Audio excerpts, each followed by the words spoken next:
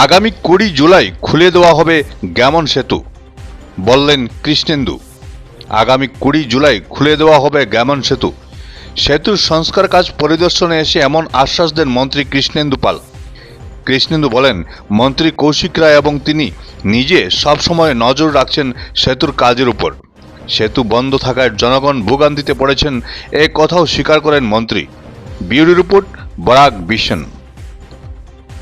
মুখ্যমন্ত্ৰী ডক্টৰ হিমন্ত বিশ্ব শৰ্মা মহোদয়ে কালি আমাৰ কেবিনেট মিটিঙৰ পিছত এই ব্ৰিজ লৈ আলোচনা হৈছে আৰু আমাৰ যোৱা পৰহি আমাৰ বৰাক উপত্যকা উন্নয়ন দপ্তৰৰ মন্ত্ৰী কৌশিক ৰায় মহোদয় আহিছিল, গোটেই বস্তুবোৰ চাইছে আৰু ইয়াত যে আমাৰ এইটো যি টাৰ্গেট যে টাইম ফ্ৰেম, কাৰণ এইটো বৰাক উপত্যকাৰ মেইন এণ্ট্ৰি পইণ্ট এই ব্ৰিজটো। এইটো কালি নট অনলি বৰাক উপত্যকা, এইটো ত্ৰিপুৰা আৰু মিজোৰামৰ মেইন কানেক্টিং ব্ৰিজটো হ'লে। সেইকাৰণে আমাৰ মাননীয় মুখ্যমন্ত্ৰী মহোদয়ৰ যিটো টাইম ফ্ৰেম বান্ধি দিছে NHIDCLৰ লগত, এই টাইম ফ্ৰেমৰ ভিতৰত তেওঁলোকে 20 জুলাইৰ ভিতৰত এইটো কমপ্লিট হ'ব। আৰু আমি আৰু কৌশিক ৰায় আমৰা দুইজনেৰ দায়িত্ব দিয়ে মাননীয় মুখ্যমন্ত্ৰী মহোদয়ে দায়িত্ব দিছে যে আমৰা সদায় যাতে এইটো ফলো আপ ৰাখোঁ আৰু কামবিলাক যাতে ভালকৈ হয়, এইটো যাতে ফলো আপ থাকে আৰু ৰাইজে যাতে মানে ভালভাৱে মুভমেণ্টটো কৰিব পাৰে তাৰ কাৰণে ব্যৱস্থা যাতে লয়। আৰু আমাৰ ডিপাৰ্টমেণ্ট সকলো ডিপাৰ্টমেণ্ট মানে ইনভলভ আছে, তাতে যাতে ৰাইজে মানে আমাৰ কাকিগড়া হওক আৰু এইফালে বদৰপুৰ যাতে তেওঁলোকৰ স্কুলৰ যোৱা অহাৰ ব্যৱস্থা গোটেইবোৰ যাতে ভালকৈ চোৱা চিতা কৰে, তাৰ কাৰণে আমাৰ ব্যৱস্থা হাতত লোৱা হৈছে। আৰু আপোনালোকে দেখিছে যে SDRF তাতে সদায় তাতে যথেষ্ট এটা ভূমিকা পালন কৰি আছে।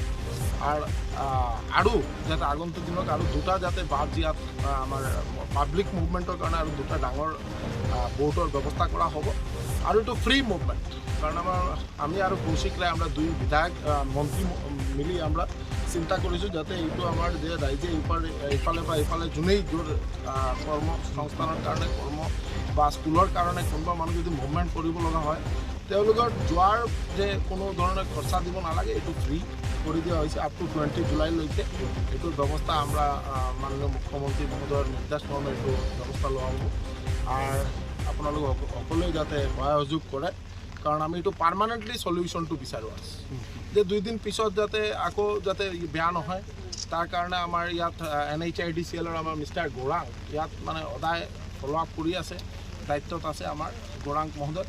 আৰু NHIDCLৰ যি মানে আমি দেখিছোঁ খুব ফাষ্ট কাম চলি আছে। আমাৰ বিশ্বাস যে আগামী 20 জুলাইৰ ভিতৰত ব্ৰিজৰ কাম সম্পন্ন হ'ব।